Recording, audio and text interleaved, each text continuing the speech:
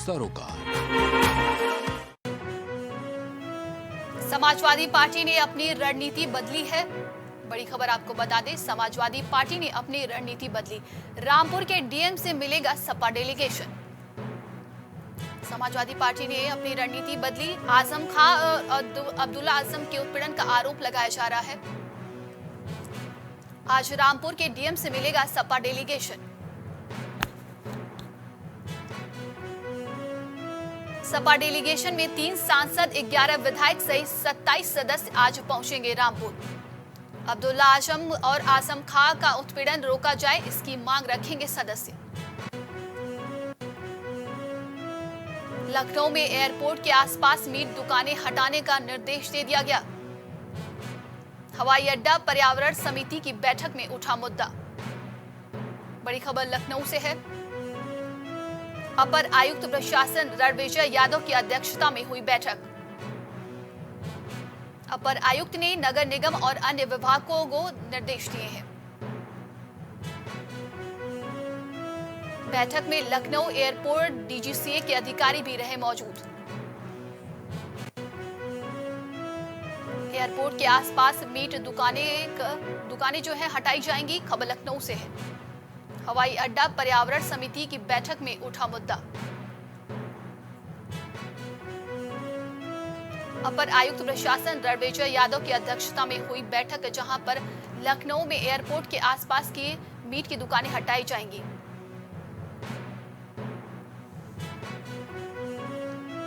बैठक में Lucknow airport DGCA के अधिकारी भी मौजूद रहे।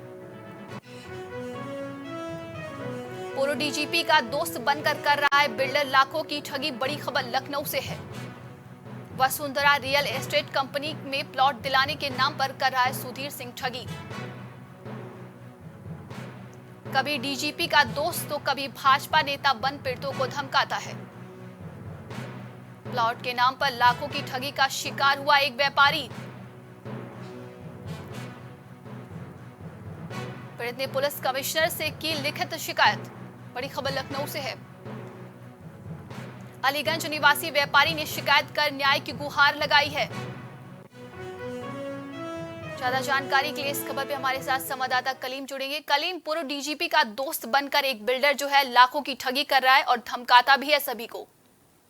देखिए, जिस तरीके से ये जो ठगी के मामले जो सामने आ रहे हैं, जो रियल एस्टेट कंपनियां हैं, तो इसी रियल एस्टेट कंपनी के बीच है जो वसुंधरा रियल एस्टेट कंपनी है, जिसमें जो प्लॉट को लेकर के जो है जो ग्राहक होते हैं, उन ग्राहक निवेश करने आते हैं, लेकिन उनके साथ ठगी के मामले हो जाते हैं। ऐसा ही एक ठगी का मामला जो सामने आया है, वो अलीगंज का एक व्यापारी है, उसके द्वारा ठगी हुई है, क्योंकि उसको एक साइट दिखाई गई थी बीकेटी के स्थित, और वहां पर जो उसने प्लॉट में निवेश पैसा किया था 12 लाख से अधिक रुपया, लेकिन जब उसको ना तो प्लाट मिला ना ही उसकी रकम वापस हुई, तो जिसको लेकर के जब उसके द्वारा जो है लगातार उसके पास पहुंचा जा रहा है, तो उसके द्वारा खुद को पूर्व डीजीपी ओपी सिंह का जो मित्र बताता है, और उसके साथ ही जो बीजेपी एक अपने आप को सदस्य बताने के साथ साथ उसको जो है लगातार धमकियां मिल रही थी। तो इसी मामले में लेकर के जो है अब उसने पहले तो पुलिस थाने पहुंच रही थी, लेकिन वहां पर जिस तरीके उसकी सुनवाई नहीं हुई थी, तो अब उसने जो है इस मामले का रुख जो है सीधा पुलिस कमिश्नर और एसबी स्टेटकर की तरफ किया है। तो कहीं ना कहीं अब जो कंप्लेंट दी गई, उस कंप्लेंट के आधार पर जो जांच करने की बात की जा रही है, तो जांच के बाद कहा जा रहा है कि कार्रवाई होगी। लेकिन इसमें बड़ी बात यह है कि जिस तरीके से थाने पर पहुंच करके जो है शिकायत की जाती थी, लेकिन थाने की तरफ से कोई कार्रवाई नहीं हो रही थी, तो कहीं ना कहीं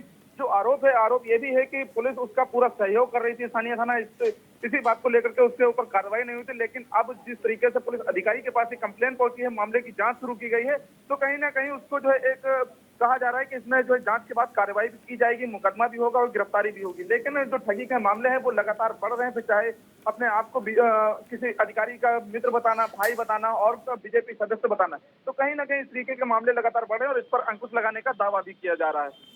तमाम जानकारी के लिए बहुत बहुत धन्यवाद आपका कलीम। लॉरेंस बिश्नोई को लेकर एक और मामला सामने आया है। बड़ी खबर आपको बता दें, लॉरेंस बिश्नोई को लेकर एक और मामला सामने आया है। 1993 के मुंबई धमाकों के बाद से दाऊद देश छोड़कर भाग गया था। लॉरेंस बिश्नोई का भाई अनमोल दाऊद से कई बार मिला। बड़ी खबर आपको बता दें कि लॉरेंस बिश्नोई का भाई अनमोल दाऊद से कई बार मिला। सर्बिया में अनमोल और दाऊद की हुई थी मुलाकात। इस वक्त की बड़ी खबर सामने आ रही है। यूएनए द्वारा ग्लोबल टेररिस्ट दाऊद को घोषित किया जा चुका है। ज्यादा जानकारी के लिए इस खबर पे हमारे साथ संवाददाता कलीम जुड़ेंगे। कलीम, लॉरेंस बिश्नोई का भाई अनमोल दाऊ से मिला था।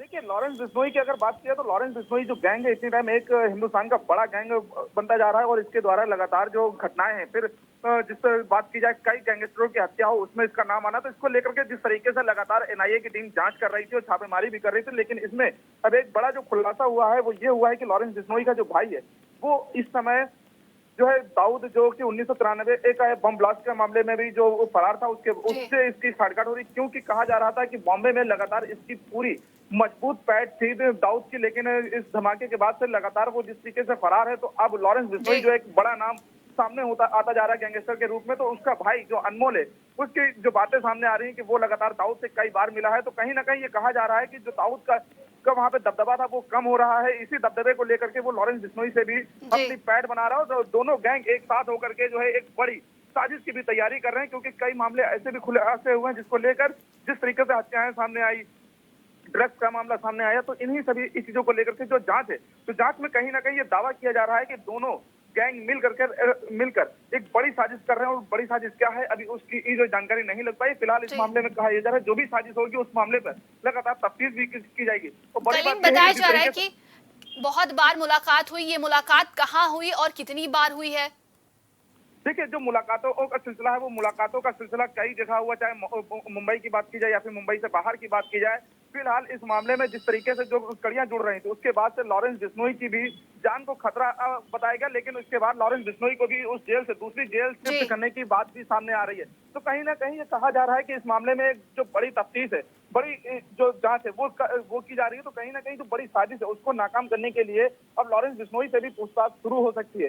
फिलहाल ये जो गैंग है लॉरेंस बिश्नोई का, ये एक बड़ा गैंग बनता जा रहा है, हिंदुस्तान का एक माना जाना गैंग भी अब सामने लोगों के बीच पहुंच रहा है, तो कहीं ना कहीं अब इस पर अंकुश लगने की जरूरत थी, क्योंकि जो गैंगस्टर है उन गैंगस्टरों पर जो कार्रवाई है उसमें एक बड़ा गैंगस्टर के रूप में लॉरेंस बिश्नोई भी अब सामने आ रहा है। कलीम, शासन प्रशासन के लिए कितनी बड़ी चुनौती है, क्योंकि एक तरफ एक साजिश रची जाएगी, दूसरी तरफ गैंगवार जो है बढ़ता जा रहा है, वहीं लॉरेंस बिश्नोई को दूसरी जेल में शिफ्ट किया गया है। देखिए नंदनी जी, इसमें साफ कहा जा सकता है कि सरकार के लिए भी एक बड़ा चैलेंज है, क्योंकि जिस तरीके से गैंगस्टरों की संख्या बढ़ी, क्योंकि बात की जाए लॉरेंस बिश्नोई एक ऐसा गैंगस्टर है जिसके पास 700 से अधिक शूटर हैं, यानी कि एक बड़े शूटरों की संख्या इसके पास है, तो कहीं ना कहीं जो बड़ी साजिश है वो उसको लेकर के एक बड़ा चैलेंज है, क्योंकि गैंगवॉर की जो बात की जा रही है, क्योंकि जिस तरीके से अभी तिहाड़ जेल में जो टिल्लू तेजपुरिया की हत्या हुई थी, इसके बाद जो और भी गैंगस्टर है उनमें जिस तरीके से नाम लिया था, तो कहीं ना कहीं ये कहा जा रहा है कि गैंगस्टर के बीच अब जो एक गैंगवॉर की आशंका है वो लगातार बढ़ती जा रही है। फिर चाहे दिल्ली एनसीआर की बात की जाए या फिर यूपी की बात की जाए, क्योंकि ड्रग्स के जो मामले हैं, ड्रग्स के मामले में भी अक्सर देखा जाता है कि दो गैंग आमने सामने आती है, तो इन्हीं सब मामलों को लेकर के अब जो एक चैलेंज की बात है सरकार को कि इस चैलेंज को किस तरीके से एक्सेप्ट कर रही है, उसको जो है किस तरीके से रोक लगाती है। फिलहाल जो बड़ी साजिश है वो साजिश क्या है अभी इसका भी पर्दाफाश होना बाकी है। फिलहाल अब लॉरेंस बिश्नोई की जो सुरक्षा है उसको लेकर के भी उसको दूसरी जेल में शिफ्ट कर दिया गया, तो कहीं ना कहीं अंदेशा लगाया जा रहा है कि अब उससे भी पूछताछ होगी। पूछताछ में तमाम जानकारी के लिए बहुत बहुत धन्यवाद आपका कलीम। कुछ भाव पुष्प।